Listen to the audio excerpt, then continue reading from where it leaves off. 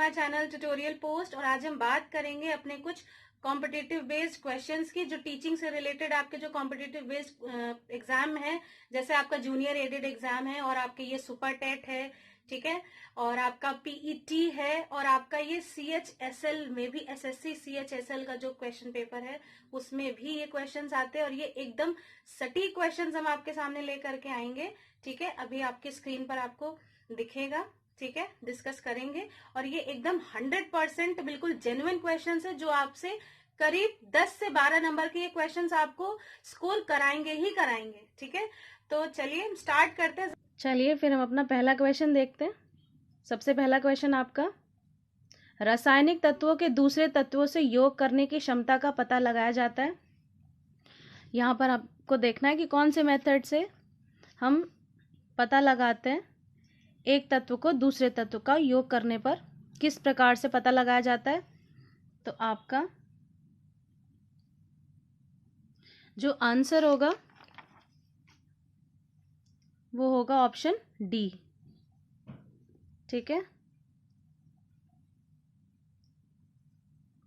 D option आपका right है।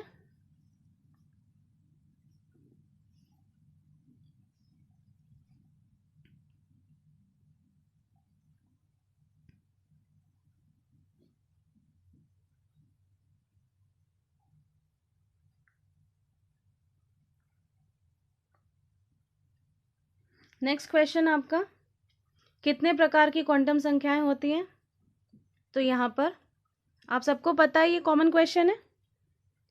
4 प्रकार की क्वांटम संख्याएं होती हैं, ठीक है। मुख्य क्वांटम संख्या जिसको हम n से डिनोट करते हैं। दूसरा आपका कोणीय संवेग क्वांटम संख्या जिसको हम L से डिनोट करते हैं। तीसरा आपका चुंबकीय क्वांटम संख्या M से डिनोट करते हैं। और चौथा चक्रण क्वांटम संख्या जिसको हम S से डिनोट करते हैं, ठीक है। तो आपका जो राइट ऑप्शन है वो है ऑप्शन डी।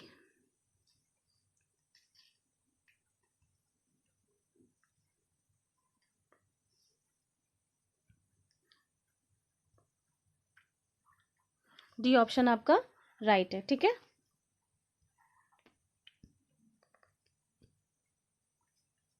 नेक्स्ट क्वेश्चन आपका, ये आपके सामने एक सिद्धांत दे रखा है, रूल दे रखा है। ये किसने दिया है ये बताना है आपको। Delta P delta X greater than equal to h upon 4 pi के लिए ये किसका सिद्धांत दिया हुआ है। तो आपका जो राइट ऑप्शन है वो है ऑप्शन बी, हाइजेनबर्ग का अनिश्चितता का सिद्धांत है ये, ठीक है। समझ में आ गई बात। चलिए नेक्स्ट क्वेश्चन आपका, अणु में इलेक्ट्रॉन का स्थिर परिक्रमा पथ का विचार प्रथम बार किसके द्वारा प्रस्तुत किया गया था।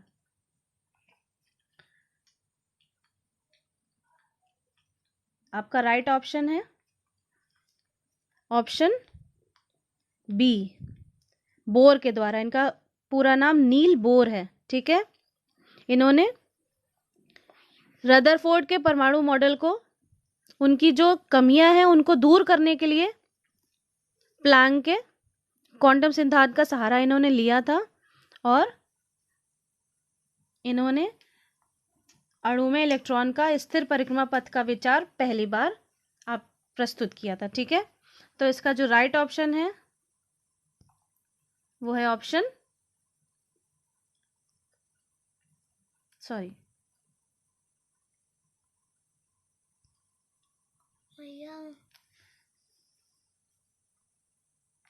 Option B.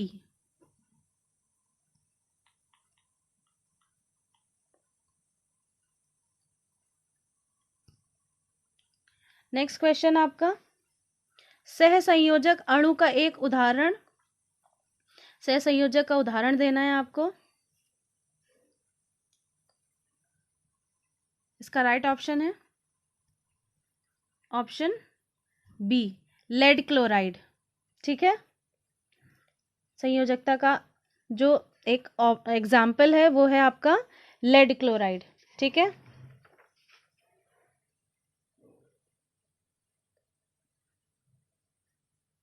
ये एक तरीके का आपका कोवैलेंट मॉलिक्यूल है, ठीक है। नेक्स्ट आपका क्वेश्चन है 22.4 लीटर H2 गैस का वजन होता है, ठीक है। तो इसका आपको कितना इसका वजन होगा वो आपको बताना है। ध्यान रखिएगा, आपको H का जो भार होता है 1 मोल का वो कंसीडर करना है, और यहाँ पर 2 मॉलिक्यूल H2 के दे रखे हैं, तो किस तरीके से कैसे आंसर आएगा वो आपको देखना है, ठीक है। तो चलिए हम देखते हैं इसको कैसे सॉल्व करेंगे। सॉरी,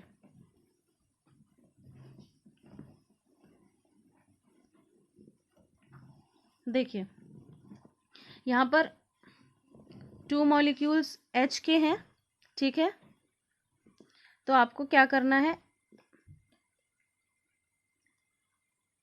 सॉरी H2 है इस तरीके से, ये नहीं है, ठीक है।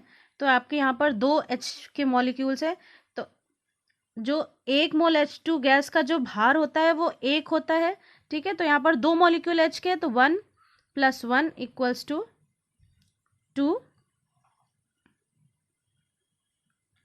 ठीक है। 2 ग्राम हो गया आपका, 2 ग्राम हो गया, ठीक है। तो आपका जो राइट ऑप्शन होगा वो होगा ऑप्शन सी, ठीक है, 2 ग्राम। नेक्स्ट क्वेश्चन आपका, रेडियो एक्टिविटी का आविष्कार किसने किया था?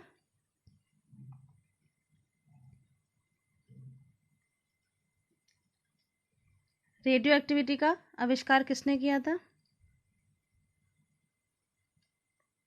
आपके ऑप्शन है, राइट ऑप्शन बी है, बैकरेल ने किया था, ठीक है।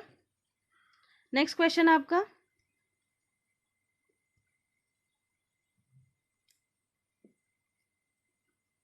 किसी तत्व में परमाणु भार डैश के कारण होता है। किसी तत्व में परमाणु भार का रीजन क्या होता है? सिंपल क्वेश्चन है,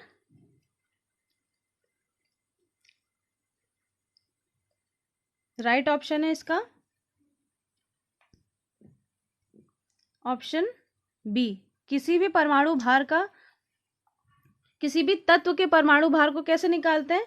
उसके न्यूट्रॉन और उसके प्रोटॉन को ऐड करके, ठीक है। जितने न्यूट्रॉन है और जितने प्रोटॉन है उससे आपके किसी तत्व का उसका योग करके एक परमाणु भार निकलता है, ठीक है। नेक्स्ट क्वेश्चन आपका, दूध निम्नलिखित का उदाहरण है। आपको बताना है कि किस तरीके का पदार्थ होता है जो दूध होता है। इसका जो राइट ऑप्शन है वो है ऑप्शन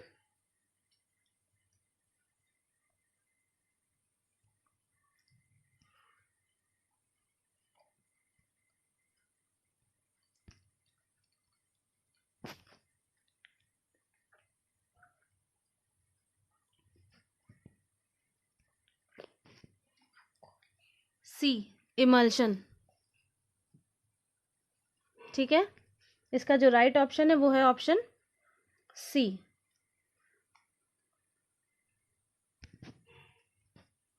नेक्स्ट क्वेश्चन आपका, क्वेश्चन 10, निम्नलिखित में से कौन सा विषमांगी मिश्रण है? ठीक है, विषमांगी मिश्रण का पता लगाना है। विषमांगी का अर्थ होता है अनइक्वल, असमान, ठीक है। तो आपका जो इसमें राइट ऑप्शन है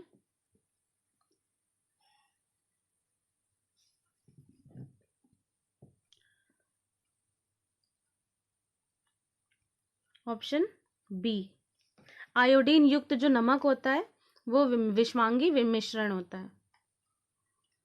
नेक्स्ट क्वेश्चन आपका, धातुओं का पराशुद्धिकरण इसके द्वारा किया जाता है, किसके द्वारा किया जाता है? पराशुद्धिकरण कैसे करते हैं?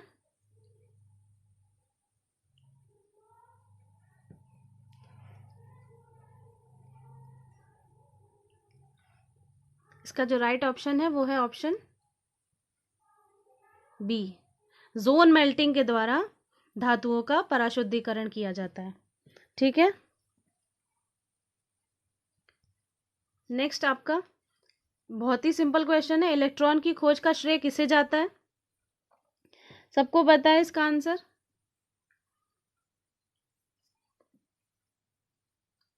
इसका जो राइट ऑप्शन है वो है ऑप्शन बी, जे थॉमसन के द्वारा। ठीक है, नेक्स्ट क्वेश्चन देखते हैं, आधुनिक परमाणु सिद्धांत तैयार किया गया था। आधुनिक परमाणु सिद्धांत किसके द्वारा तैयार किया गया था? इसका जो राइट ऑप्शन है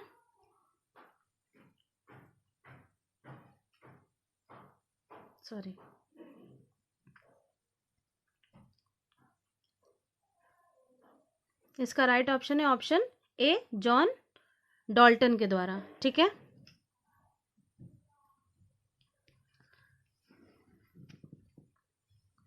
नेक्स्ट क्वेश्चन आपका, एसीटोन और मिथाइल अल्कोहल के मिश्रण को अलग करने के लिए कौन सी निम्नलिखित तकनीक का प्रयोग होता है?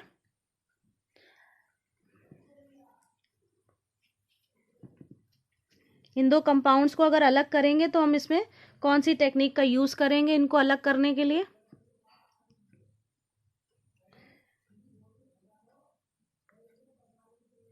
इसका जो राइट ऑप्शन है वो है ऑप्शन सी, आंशिक आसवन। ठीक है, इस विधि के द्वारा हम एसीटोन और मिथाइल अल्कोहल के मिश्रण को अलग कर सकते हैं। ठीक है,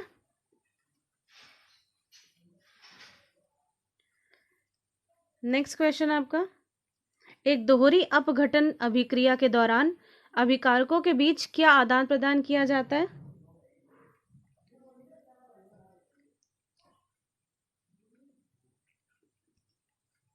इसका जो राइट ऑप्शन है वो है ऑप्शन डी, आयंस के द्वारा आदान प्रदान किया जाता है एक दोहरी अपघटन अभिक्रिया को।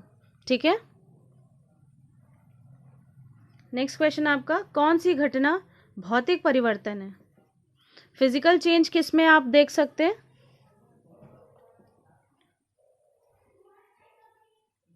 इसका जो राइट ऑप्शन है वो है ऑप्शन ए, स्प्रिंग का जो टूटना है इसमें कोई केमिकल चेंज नहीं होता है।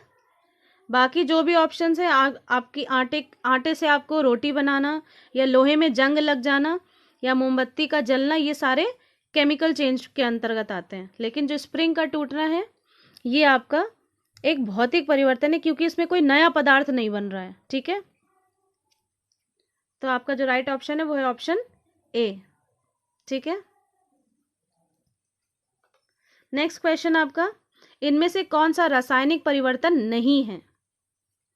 ध्यान दीजिएगा, जहां पर क्वेश्चन है और नहीं की बात आती है वहां पर आपको बहुत ध्यान से देखना है ऑप्शंस को। ठीक है,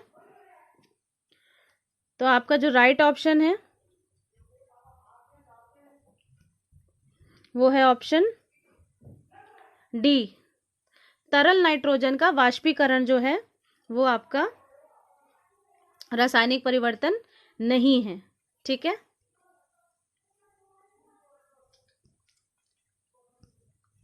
नेक्स्ट क्वेश्चन आपका, ठोस कपूर से कपूर वाष्प बनाने की प्रक्रिया को क्या कहते हैं?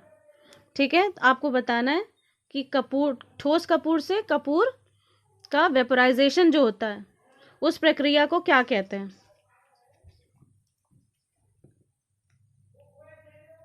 आपका जो राइट ऑप्शन है वो है ऑप्शन डी, ऊर्ध्व पातन। ठीक है, नेक्स्ट क्वेश्चन आपका, नीचे लिखे नियम को पढ़िए और पहचानिए। ठीक है, एक ही तापमान और दाब की स्थिति के अंतर्गत सभी गैसों के आयतन में समान संख्या के अणु होते हैं। ये नियम किसने दिया था आपको? ठीक है, किसके द्वारा दिया गया ये नियम, ये बताना है आपको। बहुत ही कॉमन लॉ है ये।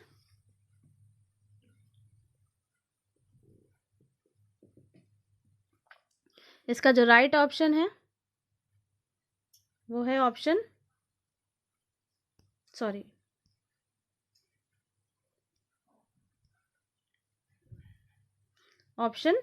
बी, एवोगैड्रो का नियम।